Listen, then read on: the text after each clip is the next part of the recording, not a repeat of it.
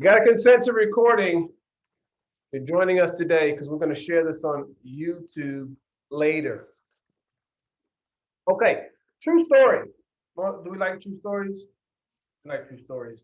So, got a call from a client, or I guess they're a prospective client, and they're in a home that they don't absolutely love, they absolutely hate.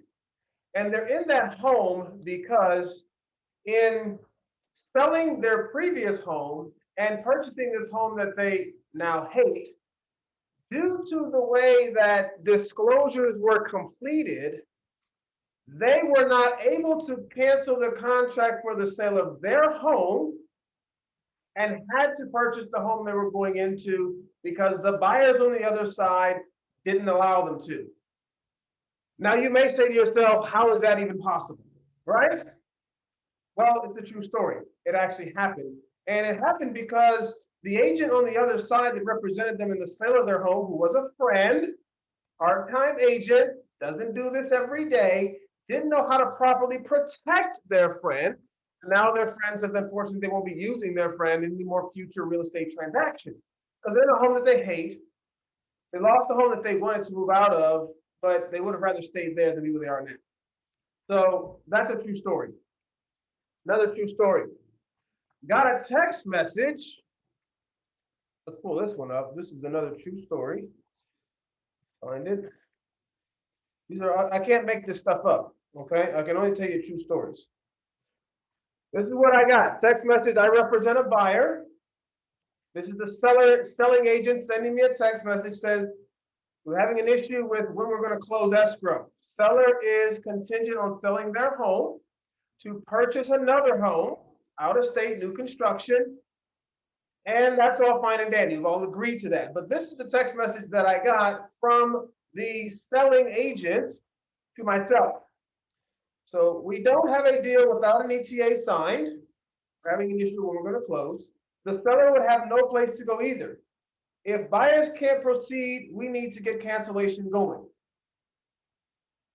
So what he's basically telling me is the sellers are going to cancel on my buyers if we don't extend the ETA to the date they need. They need an extra 2 months.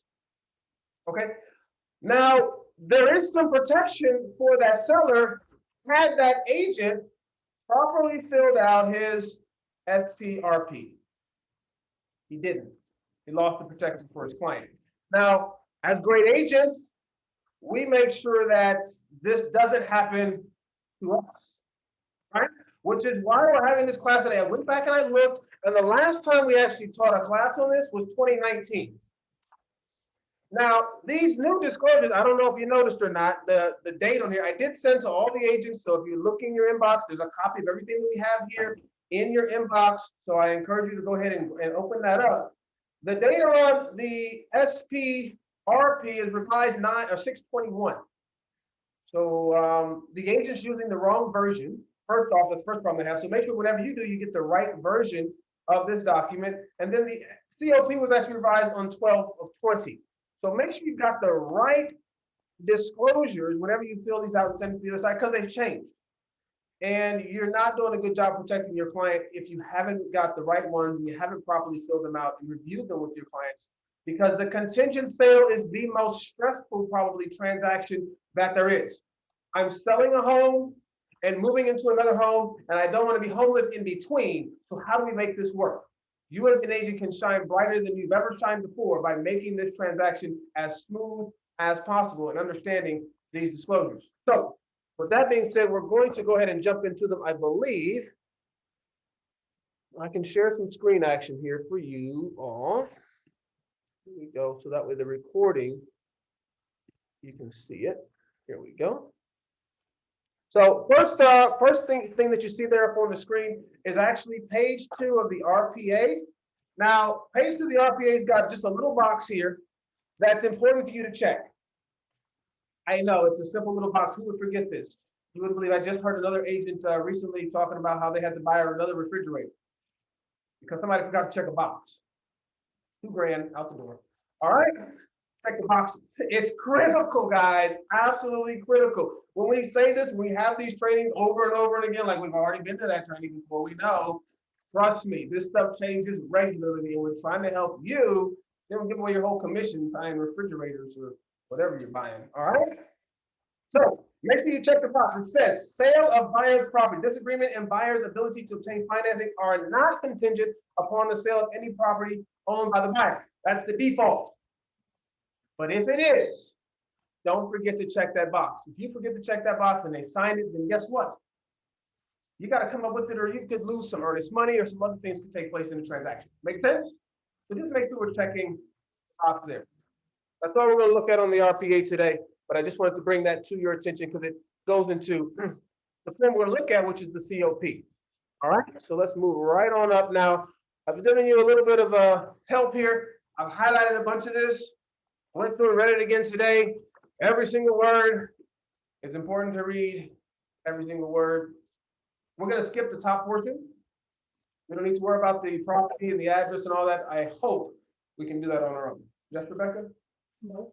Yes, we can, she says. Absolutely. So we've got a couple of different options here when we're talking about the sale of a buyer's property. Okay? First one says buyer's property contingency. This agreement is contingent upon. We've got A, B, and C. Let's understand what they're saying. A says buyer entering into a contract for the sale of and closing of escrow on a buyer's property. Entering into a contract and closing. Default. Yes? Everybody follow me there? Or you can check B, just simply entering into a contract for the sale of the property.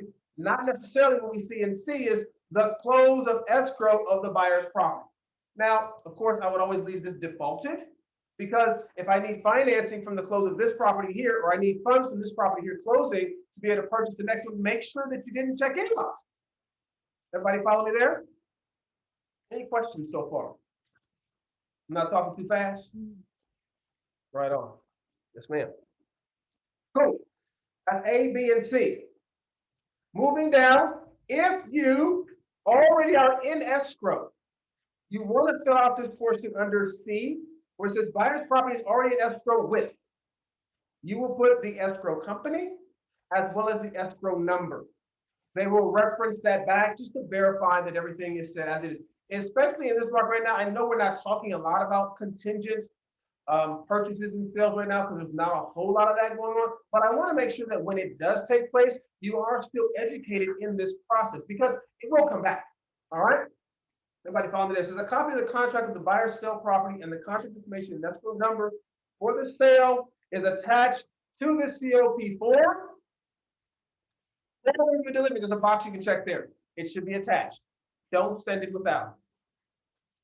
Our TC says she never sees it, so moving forward, we will see it because now we know to attach it with it. Don't just write in there and say, hey, here's the information. That other side can contact that escrow to see how that process is going along. So it gives your buyer a better chance of actually getting an accepted offer. Follow me there? Very good. Now, entering into a contract for the sale of a buyer's property, breaking this down a little bit further, you've got some time frames. The first one says buyer shall within 17 days after acceptance enter into a contract for the sale of the buyer's property. You have 17 days to find a property. That's the default. Of course, you can change that. All right. Notice under 2B where it says by the earlier though, the time specified as we talked about 17 days or within 2 days after entering into a contract for sale. So if you find something prior to that, you have 2 days to let them know. Everybody follow me there? Time frames are important. Make sure you explain this to your clients so that everyone's on the same page. Cool. And then of course, buyer shall deliver evidence to the seller of escrow holder. Now there may be, and I don't know if this would ever happen, but it's on here. So we're going to review it. That you would actually write this without actually maybe even possibly having a listing. Kind of weird, but check it out. It says listing and MLS status of buyer's property. Buyer has signed the listing agreement for the buyer's property, or within X amount of days after acceptance, they'll sign a listing with them. I don't know if that's going to fly. They wrote it on here. I'm just going to share it with you. There is an option for you to write an offer contingent upon you actually listing the property. Just so you know, it's on there. I don't see you having a good chance of getting that offer accepted. You haven't even started listing it, all right? But there it is. So just make sure that you know that this point is brought out on this document. You've probably never seen this before because most of us don't typically read these until it actually shows up and like, oh my gosh, what do I do? Right? Is that the case, Rebecca? Yep. Very good. All righty. Then, of course, also it talks about in 3B, talking about the buyer submitting it to the MLS. If you're using the actual MLS in this geographically surrounding that community, or you check a box if you're using the one outside of it. All right, don't recommend it, but again, it's there on the form, so just what you see there in 3B. And then, of course, 3C, buyers shall deliver to seller evidence a listing agreement if applicable. The MLS listing within 1 day after acceptance, or if it's already listed, they will notify them of such. All right, so that whole little section right there for paragraph 3 is talking all about if you have a listing already, or you're going to be taking a listing and inputting it into the MLS. That should not be, I'll just pause right here. That should not be something that you're discussing. When you're going to write an offer for a client, they say, we're going to write an offer for a home, but we need to sell our home to purchase a home. We're not taking the next step until we take the first necessary step, which was getting your home listed. They provided it for you. However, I do not recommend that you move forward because I don't have a client who's actually serious. Right? Does that make sense? Yep. I mean, yeah, we're gonna buy a home, but, and literally, I'm sure that you've heard this, right? They say, well, when we find the home that we want, then we'll list our home. How many of us have heard that? Right? Well, when you find the home that you want, by the time you go and get your property ready and listed for the market, that home is gone. Because this is not going to most likely be accepted if we fill it out this way. All right, that you're going to eventually list your home. All right, so just some encouragement there to go ahead and get it listed prior to, and then you don't even have to worry about paragraph 3 at all. Any questions so far? Is everything clear? Yes. Rebecca doesn't have any questions for me. We're doing a really good job of training with you guys. All right. Looks like we got someone chatting in on us here. And let's see what we got. Could you move up form a bit? Oh, so what she's telling me is, that's Lori, is that she maybe can't see. I don't know. We just covered 3. So I'll move it down just a little bit. Hopefully you can see it. Very good. You should be good now. Yes, let's just check what she's seeing.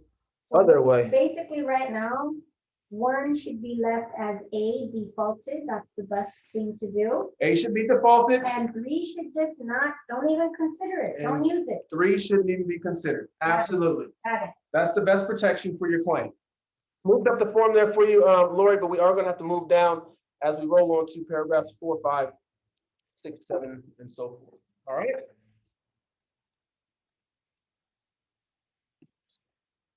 You got it. Cool. Right on. Close of escrow of buyer's property.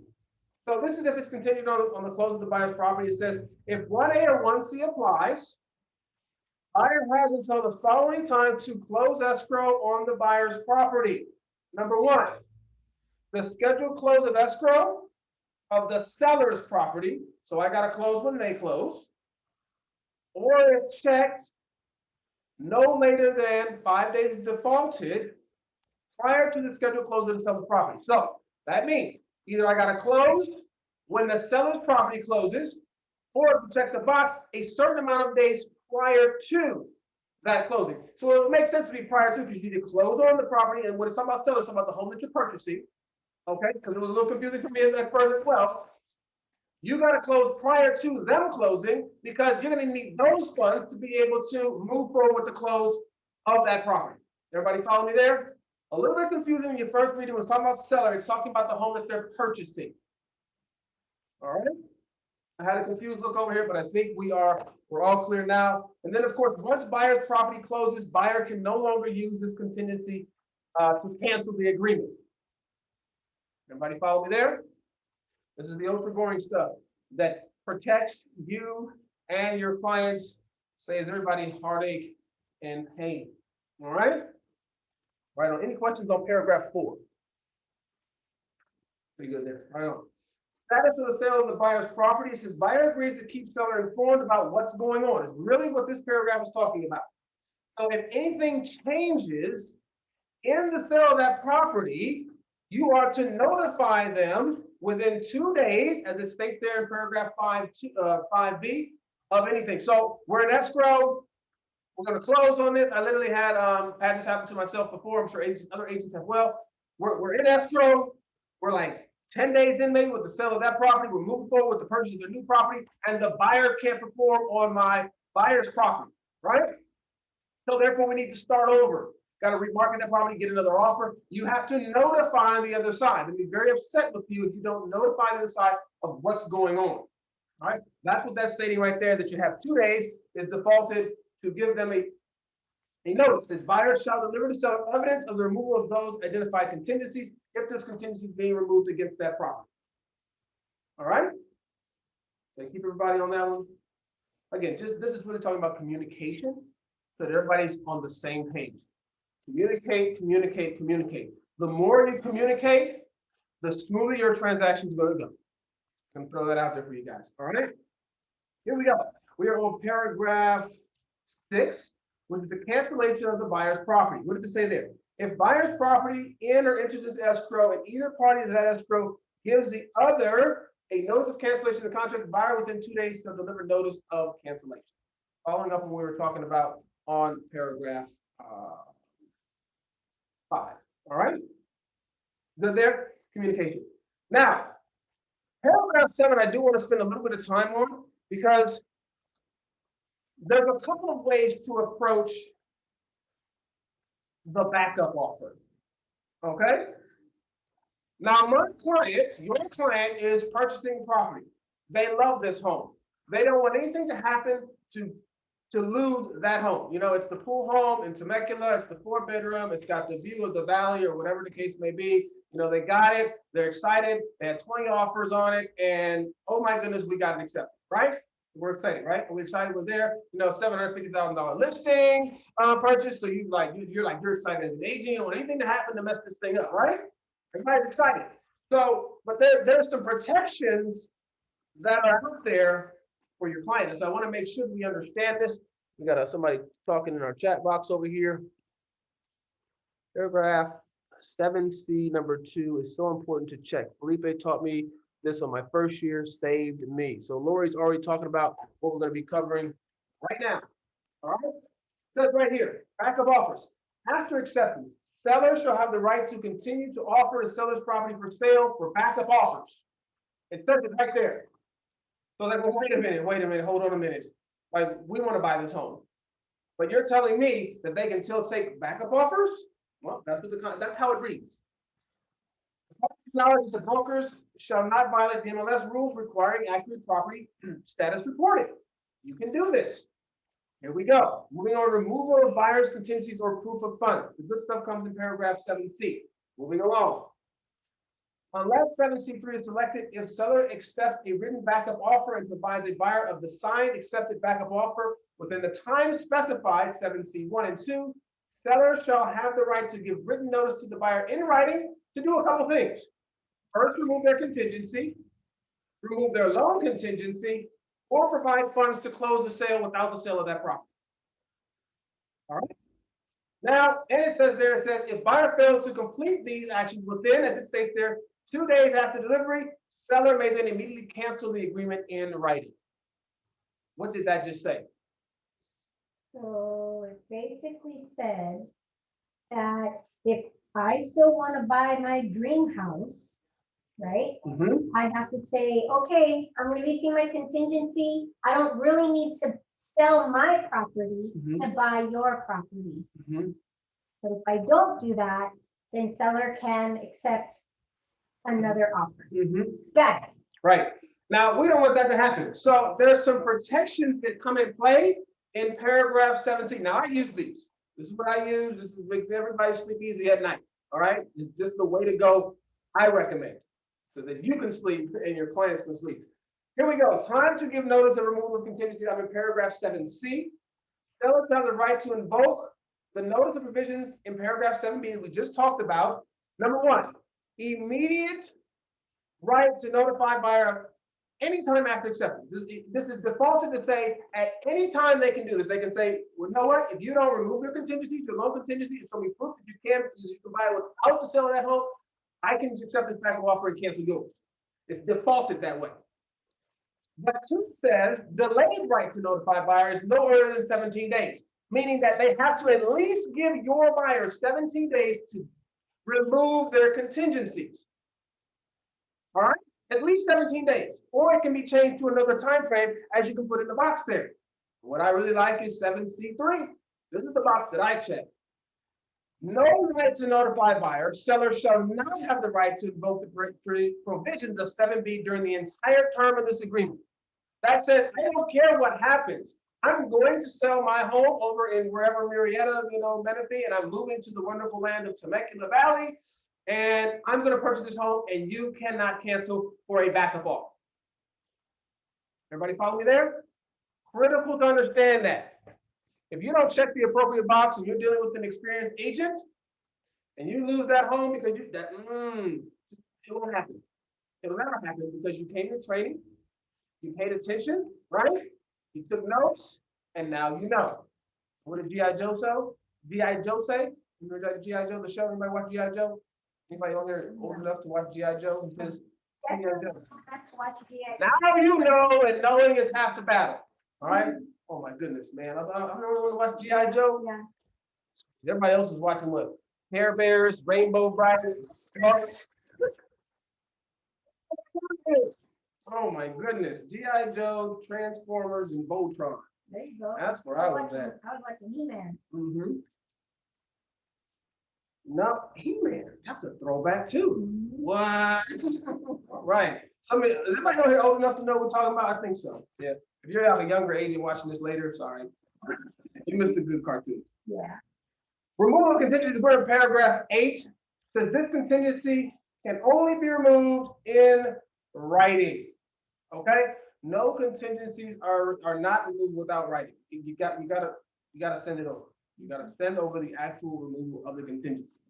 So look on over to page 2 of the COP, and this right here, we're going to finish up. Just a couple of different rights to cancel. Who has the right to cancel? How they can go about a cancellation of this agreement. First, we'll go over the seller's right to cancel. Seller has 2 ways to cancel in a standard contract: not removing your contingencies on time or failure to perform contractually. Right? We know that. We've been to school for those, for training for all those, right? For the RPA. On this right, this COP, we've got 1, 2, 3, 4, 5, 6, 7 different ways that they can potentially cancel. In order to cancel, I'm not going to beat this too badly. They just simply need to send a notice to perform. It's really what it's saying there.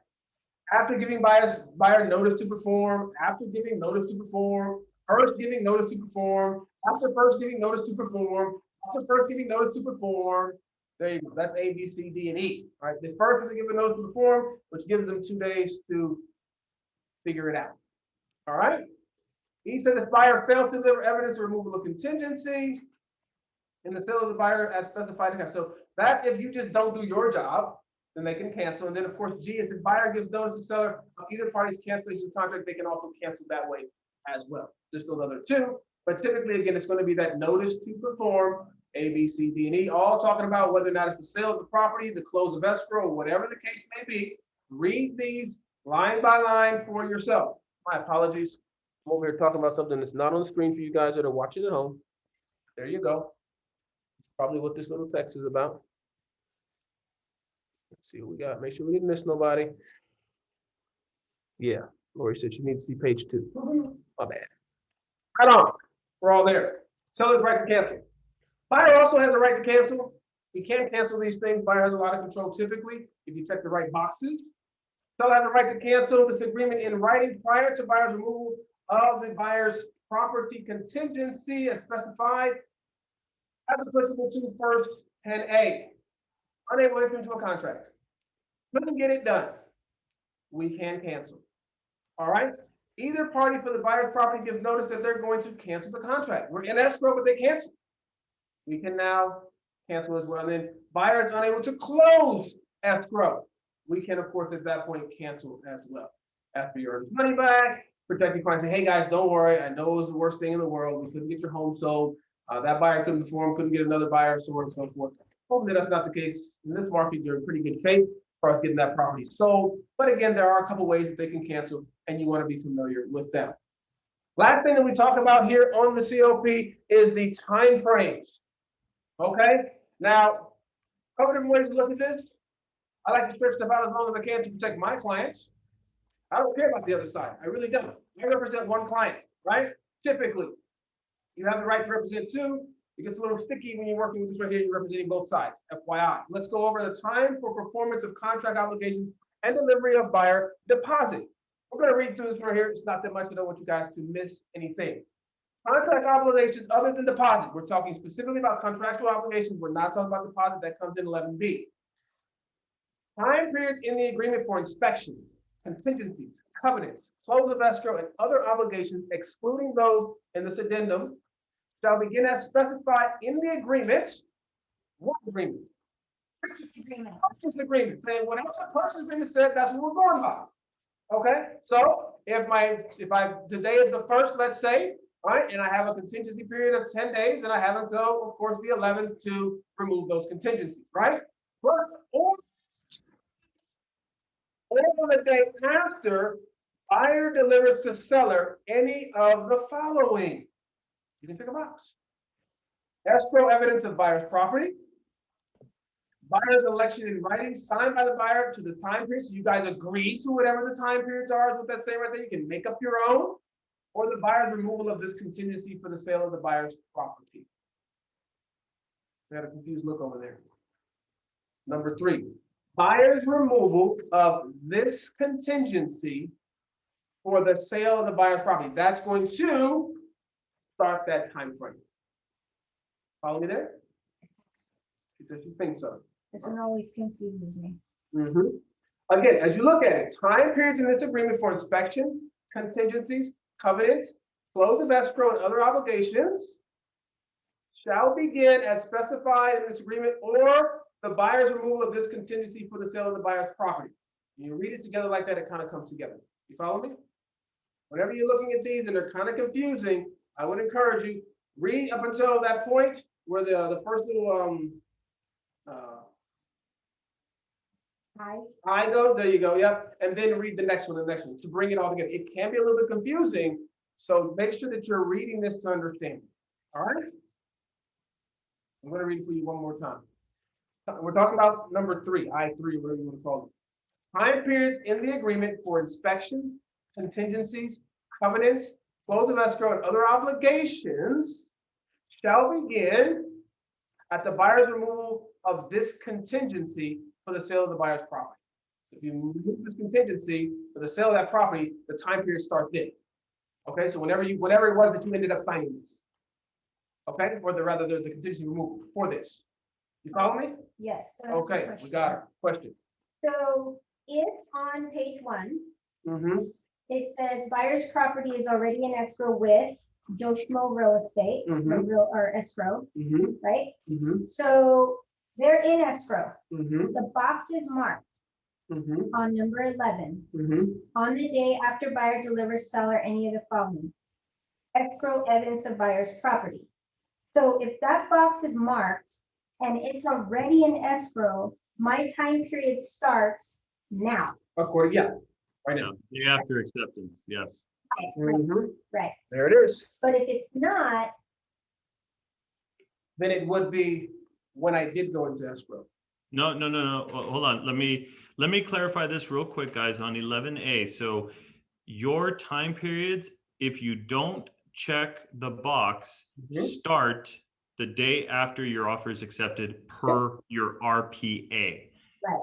Okay, very simple. So if you check the box, you are asking that the time periods for your contingencies, let's just call it that, start the day after you get that suitable property or the replacement home or whatever it is. You know, you're basically getting the proof that you have entered into escrow on your contingent sale. So don't check the box. That means that your contingency period for the new home start the day after they accept your offer. So if you're not in escrow on the contingent sale, and you don't check the box, you're going to have to start moving forward with this new escrow already. So we would suggest, if you're not in escrow, to check the box. If you're not listed yet, check the box, because then you don't want your client spending money on home inspections if you haven't found somebody to go into escrow on your contingent property. Does that? So that is where a lot of my agents are getting confused, because as soon as they see a COP, they're like, oh, we don't have to do our inspections.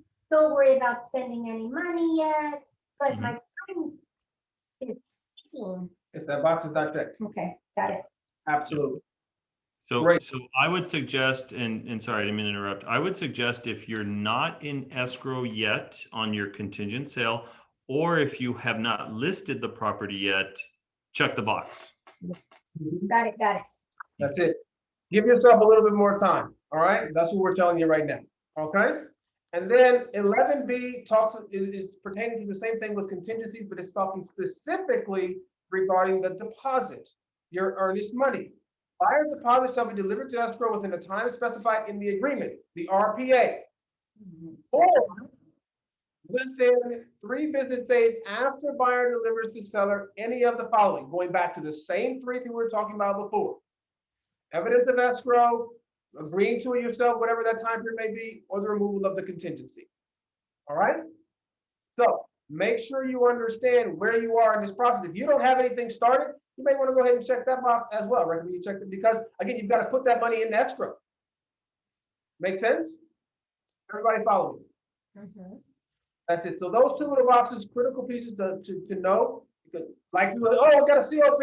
Oh, we'll get there when we get there. Don't even worry about it. Check the boxes. I'm telling you guys, so much has been lost because agents didn't check boxes, didn't properly review everything, which is what we're going to go over our next one, which is the SPRP of a simple box that was maybe checked incorrectly for another side. Okay? Any questions on the COP before we move on? I got crickets in the room and online, so we're going to just roll right on up into our. I just want to make a comment. Yeah. Agents can ask for extension of time on a COP. So keep that in mind. If you need an extra days for the 17, buyers shall have 17 days. I have seen ETAs come in for requesting for another week or whatever. That's the wonderful thing about these contracts, is if they're properly filled out and we properly communicate, we can stretch and move things all over the place. Like, oh, we have to be done by this time or that time frame. Well, let's go back and check what did we agree to, and we can always do addendum. But don't wait till the last minute. Please don't. Don't wait till the last minute. Yes. All right, for sure. Seller's purchase of replacement property. So this is a 1-page form, not terribly long like our COP, but it's critical for you to understand it. You know, I bring up the trainings that I bring up. A lot of them are situations that agents are dealing with currently, is why we bring this up, because it's kind of like, if one agent's dealing with this, most likely another agent's having a similar situation, and maybe they just haven't voiced it, they don't know what to do, or maybe they've come to Felipe or one of our managers. But we're going to go over it again today so that everyone knows, and that this training is on YouTube, because I don't believe we even had this training on YouTube. It was so long ago that we actually had the training over these documents. So now moving forward, agents will be able to come to YouTube, you'll be able to grab this information, review it, if you're properly educated on how to guide your clients. Looking at paragraph 1A, default. It defaults, okay? Finding replacement property. This agreement is contingent on seller entering into a contract to acquire replacement property or identifying a suitable property to move. Seller shall, within 17 days after acceptance, remove the finding replacement property contingency, or they're going to cancel the agreement. Okay? Continuing reading. If seller does not remove the finding replacement property contingency in writing within that time, buyer, after first giving notice to seller to perform, may cancel the agreement in writing. This states that I, the seller, am looking for a property to move into. I haven't necessarily found it yet. I've got 17 days to locate it. If I'm unable to locate it, guess what I can do? I can cancel this agreement. So I don't have to worry about losing the home that I'm currently living in because I can't find my new home. Does everyone follow me there? See, agents make mistakes, like what took place with a story we shared earlier today, with going down to paragraph 1B. If you check the box, 1A doesn't apply. So you lose the ability to cancel. Look what it says. Seller is entered into a contract to acquire replacement property. Escrow holder, there it is. So you're saying, I'm okay, I got a place to go. If you do check B, please check C. It is critical. I'm looking at one right now where they checked B, but forgot to check C. And this is the one they told me they're going to cancel because they can't close.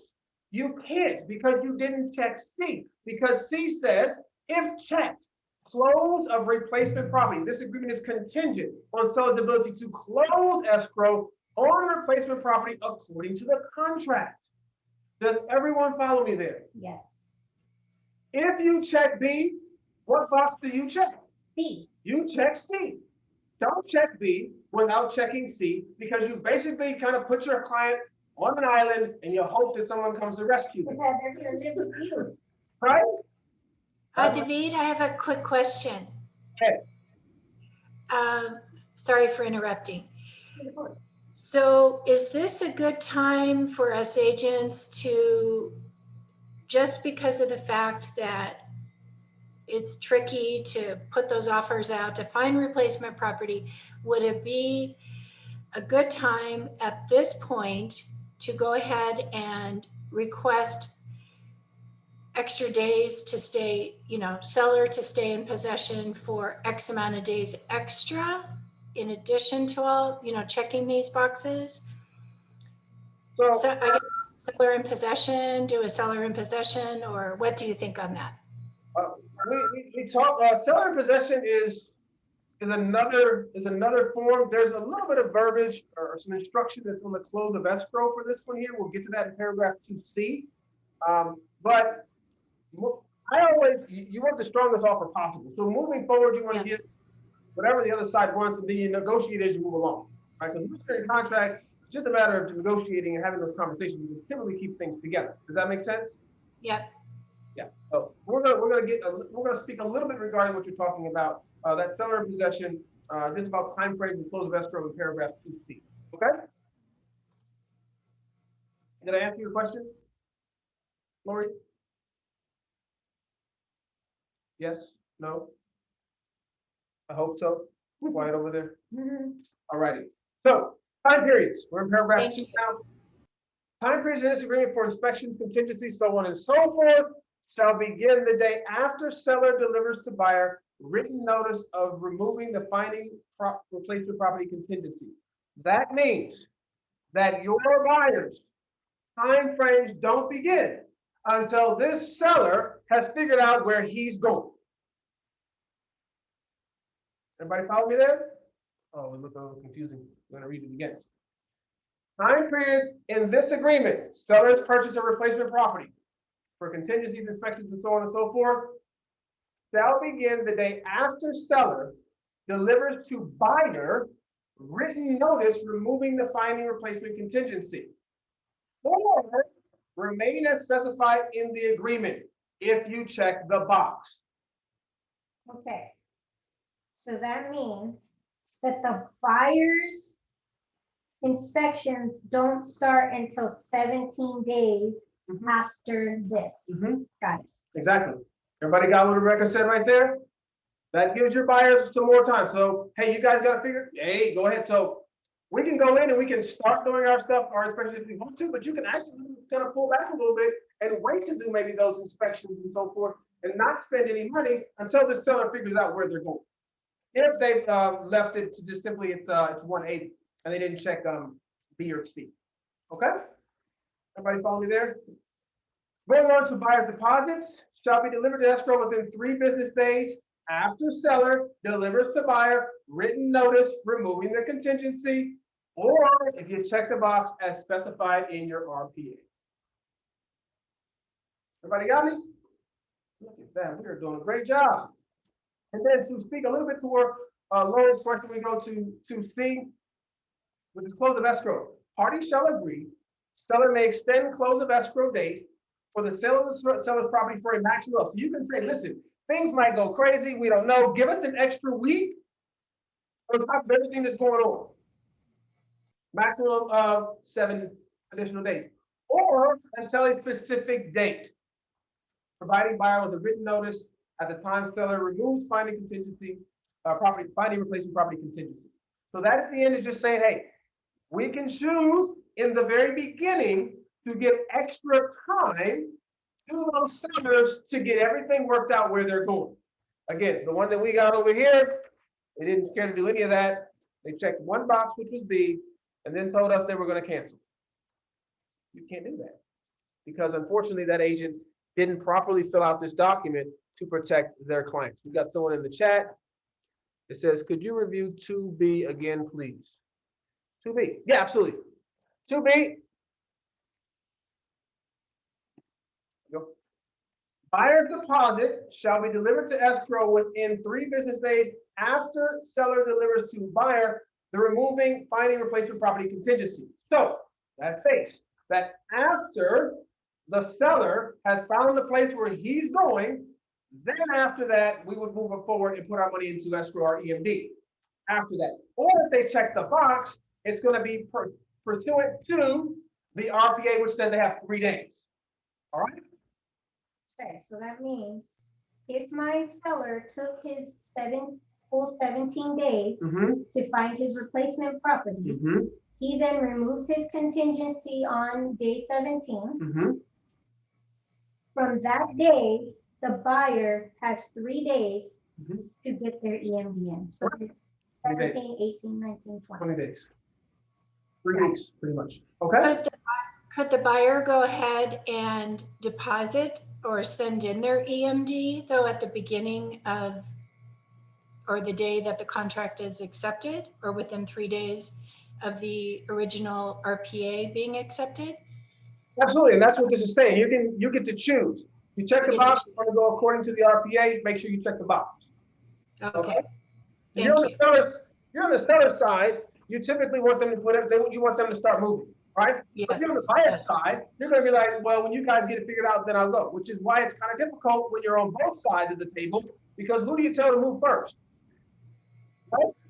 You go first. No, you go first, right? Like somebody's got to go first here, you see? And so when you represent one side, you can push the other side to go first. Make sense? Thank you. Thank you. Last paragraph is 3, and then we're done. We're going to finish right on time. Even after the expiration of the finding replacement property contingency in paragraph 1A, after the expiration of time, after the 17 days, seller retains the right to remove the finding replacement property contingency or cancel agreement until buyer cancels pursuant to paragraph 1A. Seller can still cancel, okay, even after the 17 days is what that's saying. If you've got paragraph 1A, again, our situation is there in paragraph 1B, it doesn't apply. You follow me? So, seller retains, again, talking about paragraph 3 here, talking about their right to cancel the seller. Seller retains the right to remove the finding replacement property contingency or cancel the agreement until buyer cancels pursuant to paragraph 1A. So, the seller can still cancel even after that time period is gone by. That's what that says. Okay? Last sentence says, once buyer receives seller's written removal of finding for replacement property contingency, buyer may not cancel. So once the seller says we're moving forward, buyer, you need to move forward as well.